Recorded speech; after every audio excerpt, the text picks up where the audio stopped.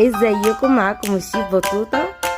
النهاردة بقى هنعمل اكتر اكلة محبوبة عند الناس كلها، المحشي. المحشي ده احلى ريحة في البيت كده، تشموها ريحة المحشي.